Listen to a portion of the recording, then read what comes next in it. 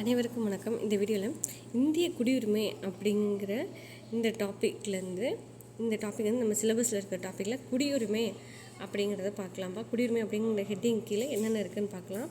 இந்த ஹெட்டிங்லேருந்து நமக்கு ஸ்கூல் புக்கில் வந்து 8th ஸ்டாண்டர்ட்லேயும் 10th ஸ்டாண்டர்ட்லேயும் கொடுத்துருக்காங்க.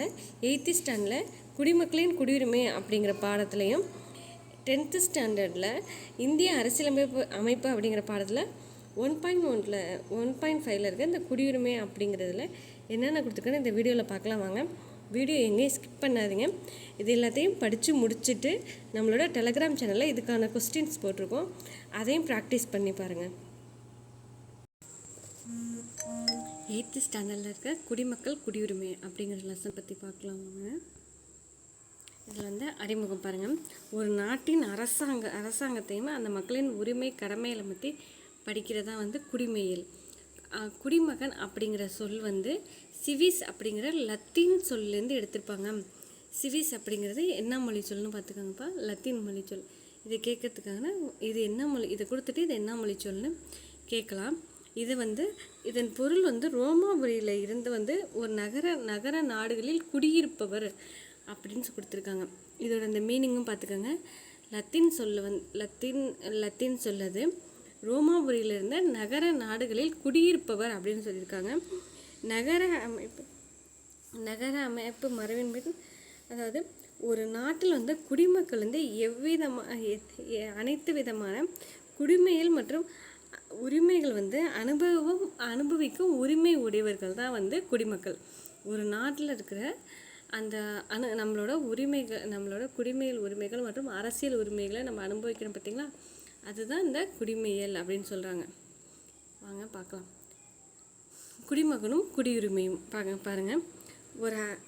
ஒரு அரசு வந்து சட்ட உரிமைகளையும் சலுகைகளையும் அனுபவிக்கும் அதே வேளையில் வந்து நாட்டின் சட்டங்களை மதித்து நடப்பவருக்கும் அவருக்கு கடமைகளை நிறைவேற்றுவதற்கு அந்நாட்டின் குடிமகன் ஆவார். ஒரு அரசாங்கத்தில் உள்ள உரிமைகளையும் சலுகைகளையும் யார் அனுபவிக்கிறோமோ, அந்த நாட்டில் இருக்க சட்டத்தை யார் மதித்து நடக்கிறோமோ, அந்த நாட்டில் இருக்க கடமைகளை வந்து நிறைவேற்றுமோ அவங்க தான் வந்து அந்த நாட்டின் குடிமகன் அப்படின்னு சொல்கிறாங்க. இந்த பாயிண்டில் பாருங்கள். ஒரு குடிமகன் வந்து ஒரு குடியுரிமை அப்படிங்கிறது என்னன்னா, ஒரு குடிமகன் வந்து ஒருத்தர் வந்து விரும்புகிற காலம் வரைக்கும் அந்த நாட்டில் சட்டப்படி வசிக்கிற உரிமை தான் வந்து குடியுரிமை. இந்த குடியுரிமை வந்து 2 வகையாக பிரிக்கிறாங்க. ஒன்று வந்து குடியுரிமை வந்து இயற்கை குடியுரிமை, ரெண்டாவது வந்து இயல்பு குடியுரிமை. இயற்கை குடியுரிமைனா இயற்கையாகவே நம்ம எந்த நாட்டில் பிறக்கிறோமோ அந்த நாட்டில் நமக்கான குடியுரிமை கிடச்சிடும். அதனால் பிறப்பால் பெறக்கூடிய குடியுரிமை, அதுதான் இயற்கை குடியுரிமை. இன்னொன்று இயல்பாக விண்ணப்பித்து பெறும். இப்போ போய் நான் அமெரிக்காவில் போய் வேலை பார்க்குறேன் அப்படின்னா, நான் அங்கே போய் விண்ணப்பித்து, நான் இந்தியாவில் பிறந்திருக்கேன், அமெரிக்காவில் போய் வேலை பார்க்குறேன். அப்போ வந்து அமெரிக்காவில் வந்து நான் பதிவு செய்கிறது மூலியமாக தான் எனக்கு வந்து விண்ணப்பம் செய்து பதிவு செய்கிறது மூலியமாக தான் என்னால் வந்து அங்கே குடியுரிமை பெற முடியும். அப்படி நான் வாங்குகிற குடியுரிமை வந்து இயல்பு குடியுரிமை அப்படின்னு சொல்கிறாங்க. அடுத்து இந்த பாக்ஸ் பாயிண்ட் பாருங்கள். குடியுரிமை சட்டம் வந்து 1955. இந்திய குடிமகன் வந்து தன்னுடைய குடியுரிமை வந்து பெறுதலையும் இழுத்தலையும் பற்றி இந்த சட்டத்தில் வந்து சொல்லியிருக்காங்க. இந்திய குடியுரிமை சட்டம் 1955. இதை பார்த்துக்கோங்கப்பா, இது கேட்கறதுக்கான வாய்ப்பு அதிகம். அடுத்து குடியுரிமை பெறுதல் பாருங்கள். இந்த 1955 குடியுரிமை சட்டம் வந்து நமக்கு வந்து 5 வழிகளில் வந்து குடியுரிமை பெறுதலுக்கான பரிந்துரைகளை செய்கிறாங்க. அது என்னன்னு பாருங்கள்.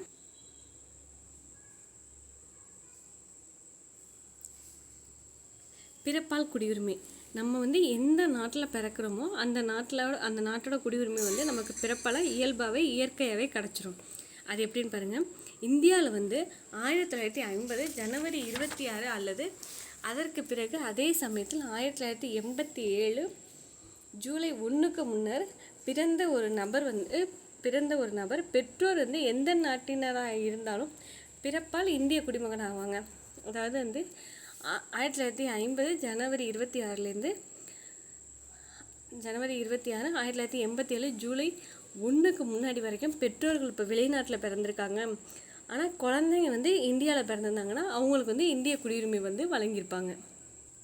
ஆனால் இந்த செகண்ட் பாயிண்டில் பாருங்கள், 1987 ஜூலை 1க்கு அதுக்கு அப்புறமா வந்து இந்தியாவில் பிறக்கிற குழந்தைங்க மட்டும் இல்லை, குழந்தைங்களோட பெற்றோர் வந்து இந்தியாவில் வந்து குடிமகனாக யாராச்சும் ஒருத்தவங்க இருந்தால் மட்டும்தான் இந்திய குடியுரிமை அவங்களுக்கு வழங்குவாங்க. ஆனால் 1987 ஜூலை முன்னாடி வரைக்குமே பெற்றோர்கள் வெளிநாட்டில் பிறந்திருந்தாலும் அந்த குழந்தை இந்தியாவில் பிறந்திருந்தால் இந்திய குடியுரிமை வழங்கியிருப்பாங்க. 1987 ஜூலை 1க்கு அப்புறமா வந்து பெற்றோர்களில் யாராச்சும் ஒருத்தர் இந்தியாவில் பிறந்திருக்கணும், அந்த குழந்தை இந்தியாவில் பிறந்திருந்தால் மட்டும்தான் இந்திய குடியுரிமை வழங்கியிருக்காங்க. அடுத்து 2004 டிசம்பர் 3 மற்றும் அதற்கு பிறகு வந்து இந்தியாவில் பிறந்திருக்கணும். இந்தியாவில் வந்து பெற்றோர் யாராச்சும் இந்தியாவில் பிறந்தவங்களாக இருக்கணும். அவங்க 2 பேரில் யாராச்சும் சட்ட விரோதமாக வந்து இந்தியாவில் வந்து இடம்பெயர்ந்தவர்களாக இல்லாமல் இருந்தால் மட்டும்தான் குடியுரிமை வழங்கியிருக்காங்க. பாருங்கள், ஃபஸ்ட்டு வந்து அடுத்து வம்சாவளியால் குடியுரிமை பெறுதல் பாருங்கள். அடுத்து வந்து 1950 ஜனவரி 26லேருந்து 1992 டிசம்பர் 10க்குள்ளேயும் வெளிநாட்டில் பிறந்திருந்தாலும் தந்தையோட தந்தை வந்து இந்திய குடிமகனாக இருந்தாங்கன்னா அவங்களுக்கு வந்து இந்திய குடியுரிமை வந்து பெறுவாங்க.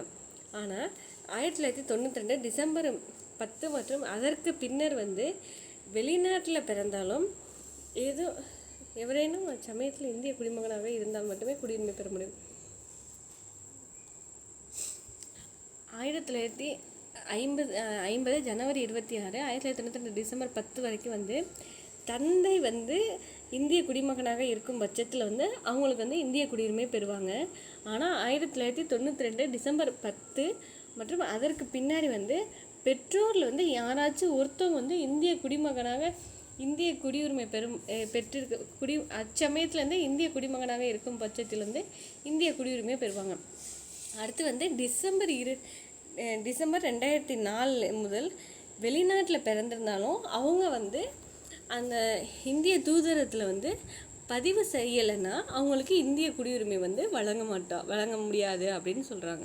வம்சாவளியில் மொத்தம் 3 பாயிண்ட் சொல்கிறாங்கப்பா. என்னென்னு பாருங்கள். 1950 ஜனவரி 26லேருந்து 1992 டிசம்பர் 10க்கு முன்னாடி வந்து வெளிநாட்டில் பிறந்திருந்தாலும் அவங்களோட தந்தை வந்து இந்திய குடிமகனாக இருந்தாங்கன்னா அவங்களுக்கு வந்து வம்சாவளி மூலயமா குடியுரிமை பெறுவாங்க அப்படிங்கிறாங்க.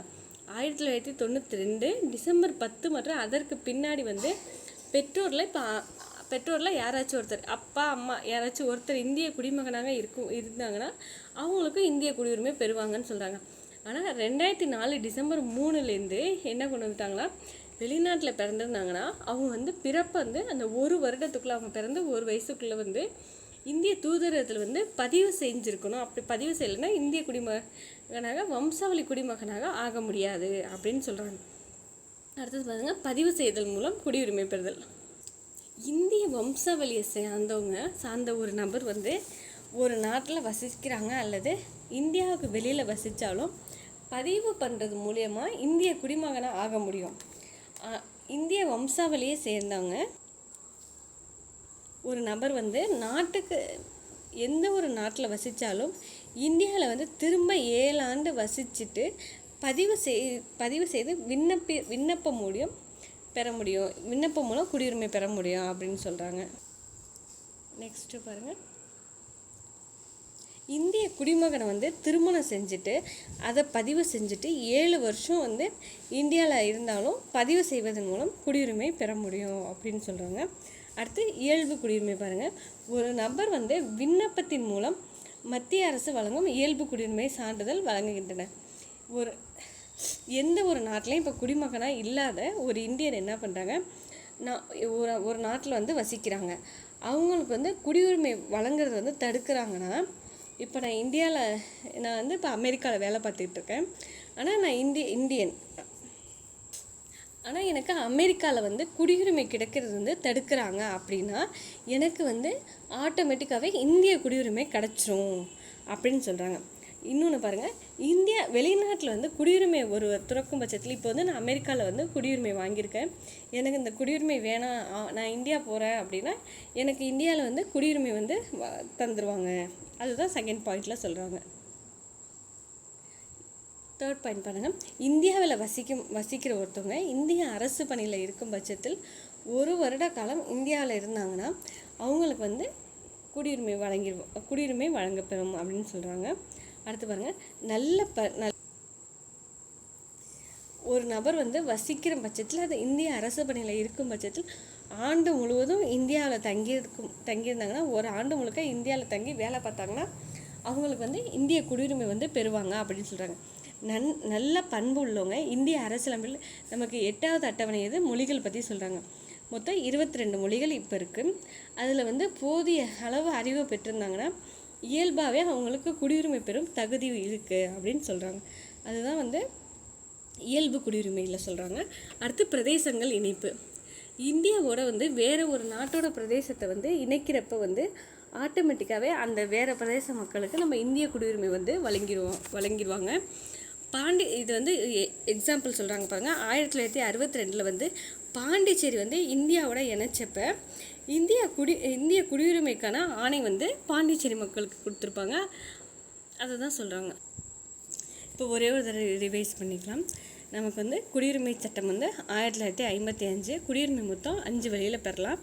ஒன்று என்னென்னா பிறப்பால் குடியுரிமை பெறுதல், அடுத்து வம்சாவளியால் குடியுரிமை பெறுதல், அடுத்து பதிவு செய்தல் மூலம் குடியுரிமை பெறுதல், அடுத்து இயல்பு குடியுரிமை, பிரதேசங்கள் இணைப்பின் மூலம் குடியுரிமை, அடுத்து குடியுரிமை இழத்தல். பாருங்கள், குடியுரிமை இழத்தல்ங்கிறது 3 வழிகளில் செய்யலாம். அது என்னன்னு பாருங்கள்.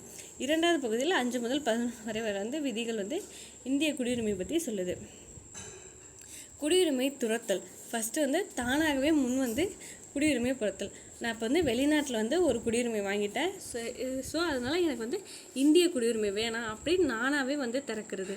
இல்லை, நான் போய் வெளிநாட்டில் குடியுரிமை வாங்கிட்டேன்னா எனக்கு இந்தியாவோட குடியுரிமை வந்து தானாகவே வந்து முடக்கப்படும், தானாகவே வந்து அது என்னை விட்டு போயிடும். குடியுரிமை வந்து மறுத்தல்.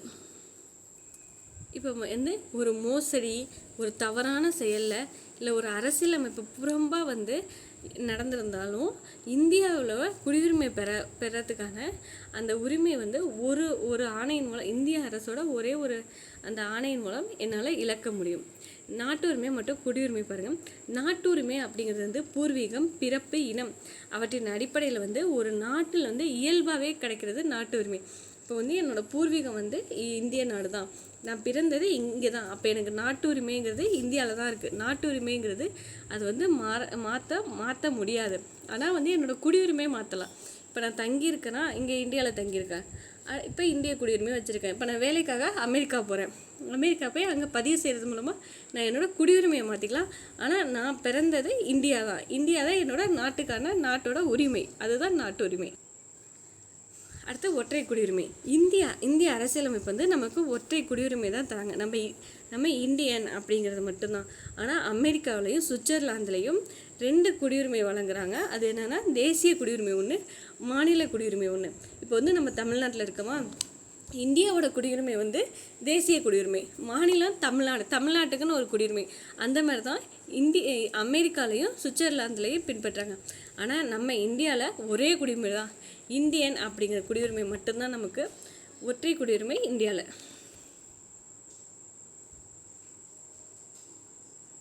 அதான் இந்தியாவில் வந்து இந்த பாயிண்ட்டை பாருங்களேன். இந்தியாவில் வந்து எந்த பகுதியில் வசித்தாலும், இப்போ வந்து நம்ம தமிழ்நாட்டில் வசித்தாலும், கேரளாவில் வசித்தாலும், அடுத்து உத்தரப்பிரதேசத்தில் வசித்தாலும், எங்கே அந்த இந்தியாவுக்குள்ளே அந்த எல்லைக்குள்ளே எங்கே வசித்தாலும் நம்ம வந்து இந்திய குடிமகன் தான். அரசியல் மற்றும் குடிமை உரிமைகளை வந்து நமக்கு அனுபவிக்கிறதுக்கான எல்லா உரிமையும் இருக்குது. நம்ம இந்தியாவில் வந்து முதல் குடிமகன் முன்னுரிமை வரிசைப்படி நம்ம இந்தியாவில் வந்து முதல் குடிமகன் யாருன்னா நம்மளோட குடியரசுத் தலைவர் அவர்கள் தான். இந்தியாவில் வசிக்கும் வெளிநாட்டு குடியுரிமை பெற்றவர்கள் பாருங்கள். இந்தியாவில் வந்து நான் வந்து பாஸ்போர்ட் எடுத்துகிட்டு வெளிநாட்டில் வெளிநாட்டில் வசிக்கும், வெளிநாட்டில் இப்போ இருக்கேன்னா அது வந்து என்ஆர்ஐ சொல்லலாம்ப்பா. இப்போ வந்து நான் இந்தியாவில் பாஸ்போர்ட் வாங்கியிருக்கேன், இப்போ நான் சிங்கப்பூரில் இருக்கேன் அப்படின்னா நான் வந்து ஒரு என்ஆர்ஐ, வெளிநாடு வாழ் இந்தியர். இந்திய பூர்வீக குடியினர் பாருங்கள், இந்திய வந்து குடியுரிமையுடைய என்னோட மூதாதையர்கள் வந்து இங்கே தான் இருக்காங்க. வெளிநாட்டு குடியுரிமை வந்து நான் பெற்றிருந்தாலும் ஆனால் இந்திய பூர்வீக குடியினர் தான் அப்படின்னு சொல்கிறாங்க. ஆனால் இது வந்து 2015 ஜனவரி 9 பிஐஓ முறை வந்து இந்திய அரசால் திரும்ப பெறப்பட்டு ஓசிஐ முறையுடன் இணைக்கப்பட்டுள்ளது. ஓசிஐ முறைனா என்னன்னா, இப்போ வந்து என்னோட பூர்வீகம் வந்து இந்தியா தான், ஆனால் நான் வெளிநாட்டு குடிமகனாக ஆயிட்டேன், வெளிநாட்டில் வந்து குடியுரிமை வாங்கிட்டேன். ஆனால் எனக்கு இந்தியாவில் வேலை பார்க்குறதுக்கு வேலை ஒன்று இருக்குது அப்படின்னா நான் இந்தியாவில் தங்கி எவ்வளோ நாள் வேணாலும் வேலை பார்க்கலாம். அதுக்கு எனக்கு வழங்குகிற ஒரு அட்டை தான் ஓசிஐ அட்டையை அப்படின்னு சொல்கிறாங்க. அந்த அட்டையை வச்சுட்டு நான் இந்தியாவில் வந்து தங்கிக்கலாம், வேலை பார்த்துக்கலாம், எல்லாமே பண்ணிக்கலாம். ஆனால் வந்து என்னால் வந்து ஓட்டு போட முடியாது. அதுதான்ப்பா ஓசிஐ, ஞாபகம் வச்சுக்கோங்க. ஓசிஐனா ஓட்டு போட முடியாது. என்ஆர்ஐனா நான் இந்தியாவில் பாஸ்போர்ட் வாங்கிட்டு வெளிநாட்டில் போய் வேலை பார்க்குறேன். இதை மட்டும் ஞாபகம் வச்சுக்கோ. இந்திய குடிமக்களின் உரிமைகள் கடமைகள் பாருங்கள். இந்திய அரசியலமைப்பு சட்டத்தின் உரிமைகள் வந்து நமக்கு வழங்குது. நமக்கு என்னென்ன உரிமை இருக்குது? அடிப்படை உரிமை இருக்குது, மக்களவை தேர்தலில் மற்றும் மாநில சட்டமன்ற தேர்தலில் வாக்களிக்கிற உரிமை இருக்குது, அரசு அலுவலகத்தில் வந்து பணிபுரிகிற உரிமை இருக்குது, அடுத்து வந்து இந்திய பாராளுமன்றம் மற்றும் சட்டமன்றத்தில் உறுப்பினர் ஆகிறதுக்கான உரிமை இருக்குது.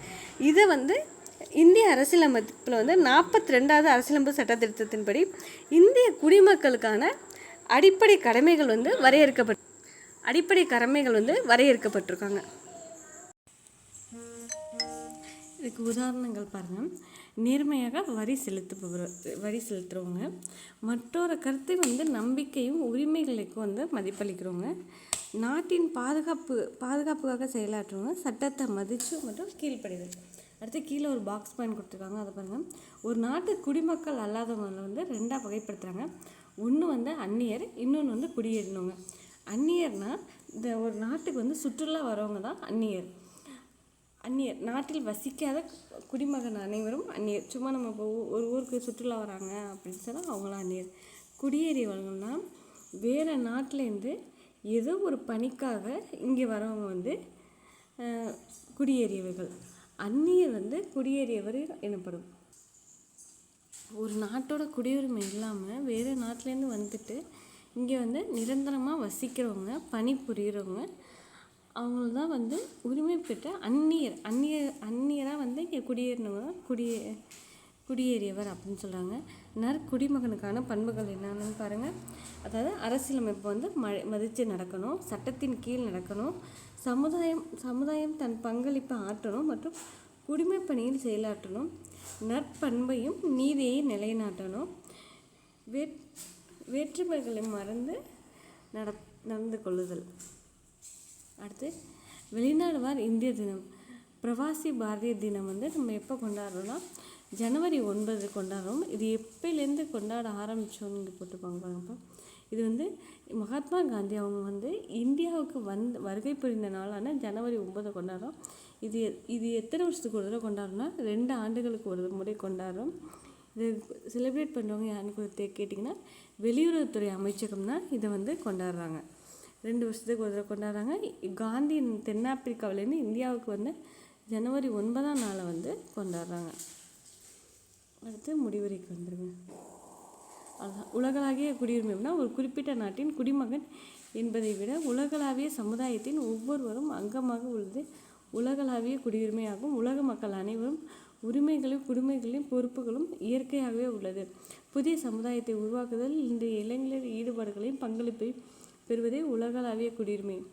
அதாவது இன்றைய உலகத்தில் வந்து இளைஞர்களை ஈடுபட வைக்கிறது தான் உலகளாவிய குடியுரிமை அப்படின்னு சொல்கிறாங்க. முடிவுரைப்பாங்க. நமது அரசியலமைப்பு வந்து ஒற்றை குடியுரிமை தான் நமக்கு வழங்குது. அதன் மூலம் வந்து இந்திய மக்கள் அனைவருக்கும் சமமான உரிமை வழங்குறாங்க. ஒருங்கிணைந்த இந்தியாவை உருவாக்கணும் அப்படிங்கிறதுக்காக இந்திய மக்களிடையே சமூகத்தையும் சகோதரத்துவத்தையும் ஒற்றுமையையும் நமது அரசியலமைப்பு வந்து நமக்கு ஊக்குவிக்கிற அளவுக்கு நமக்கு அரசியலமைப்பு நமக்கு அரசியலமைப்பை அமைச்சு கொடுத்துருக்காங்க. கீழே வந்துடுங்க. கீழே வந்தீங்கன்னா இந்த இது சரியான விடையை தேர்ந்தெடுத்துக்க பாருங்கள். கீழ்காண்பனவற்றில் எந்த ஒன்றில் குடியுரிமை பெற இயலாதுன்னா சொத்துரிமை மூலம் குடியுரிமை பெற இயலாது. பிறப்பினால் குடியுரிமை பெற முடியும், வம்சாவளியினால் குடியுரிமை மூலம் இயல்பு குடியுரிமை இருக்குது, சொத்துரிமை மட்டும் வராது இதில். அடுத்தது பாருங்கள், இந்திய அரசியலமைப்பு எந்த பகுதி குடியுரிமை பற்றி கூறுதுன்னா பகுதி 2 5லேருந்து 11 வரைக்கும். அடுத்து பாருங்கள், இந்தியாவின் முதல் குடிமகன் குடியரசுத் தலைவர். ஒரு நாடு டேஸ் அந்நாட்டின் வழங்கும் குடிமைகள் மற்றும் அரசியல் உரிமைகளை பெற தகுதியோடு இருக்குன்னா ஒரு நாட்டின் குடிமகன். ஒரு நாட்டின் குடிமகன் குடிமகன் அந்த நாட்டின் வழங்கும் குடிமைகள் மற்றும் அரசியல் உரிமைகளை தகுதியோடு. இந்திய அரசியலமைப்பு சட்டம் டேஸ் குடியுரிமை பற்றி சொல்கிறாங்கன்னா நமக்கு இந்திய அரசியலமைப்பு சட்டம் டேஸ் குடியுரிமை மட்டுமே வழங்குறதுன்னா ஒற்றை குடியுரிமை தான் நமக்கு வழங்குது, ஒற்றை குடியுரிமை.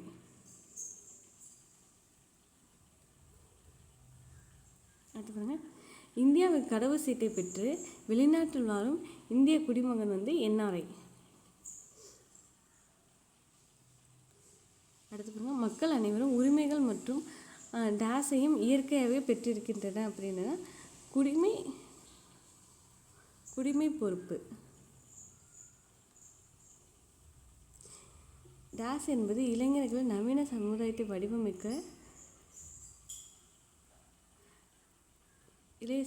வடிவமைப்பதில் பங்கேற்றுகிறார்கள் அப்படின்னா இளைஞர் பங்கேற்பு ஆன்சர். அடுத்து பாருங்கள், அமெரிக்க ஐக்கிய நாடுகள் ஒற்றை குடியுரிமை வழங்குகிறாங்க. அமெரிக்காவில் ஒற்றை குடியுரிமை வழங்குறாங்க, அமெரிக்காவில் இரட்டை குடியுரிமை. இது தவறு. அடுத்து வெளிநாட்டு குடியுரிமை கொண்டு இந்தியாவில் வசிப்பதற்கான அட்டை வைத்திருப்பவர் வாக்குரிமை உண்டு, வாக்குரிமை கிடையாது அவங்களுக்கு. அடுத்து, அடிப்படை உரிமைகளை இந்திய குடிமகன் அனுபவிக்க நமது அரசியலமைப்பு சட்டம் உத்தரவாதம் அளிக்கிறது. கரெக்டு. நாட்டுரிமையை மாற்ற இயலும், ஆனால் குடியுரிமை மாற்ற இயலாது. நாட்டுரிமை மாற்ற இயலாது, குடியுரிமை தான் மாற்ற இயலும். இதுவும் தவறு, மாற்றி கொடுத்துருப்பாங்க. அடுத்து கீழே வாங்க. அடுத்து கீழ்கொண்ட கூற்றுகளுக்கு பொருத்தமான விடை எழுதுக. பாருங்கள், ஒரு இந்திய குடிமகன் குடியுரிமையை கீழ்கொண்ட எந்த விதத்தில் முடிவுக்கு வருகிறது அப்படின்னா ஒருவர் வேறு நாட்டு குடியுரிமையை பெறுவதன் மூலம் பதிவு செய்வதன் மூலம் தவறான மோசடி வழிகளில் ஒரு குடியுரிமை பெற்றதால் அது என்று அரசு கருதும் பொழுது போரின் பொழுது எதிர்நாட்டினரின் இந்திய குடிமகன் வணிகம் செய்திருந்தால். இதில் எது வரும்? இதுதான் 1 2 4 பதிவு செய்தல் மூலம் குடியுரிமை பெற முடியும். இப்போ குடியுரிமை முடிவுக்கு கொண்டு வரதுலேருந்து இந்த 3 பாயிண்ட் வரும். 1962ஆம் ஆண்டு பாண்டிச்சேரி இந்தியாவுடன் இணைந்தது. அங்கு வாழ்ந்த மக்கள் இந்திய குடிமக்கள் ஆயினர். கரெக்டாக கூற்று கரெக்டு.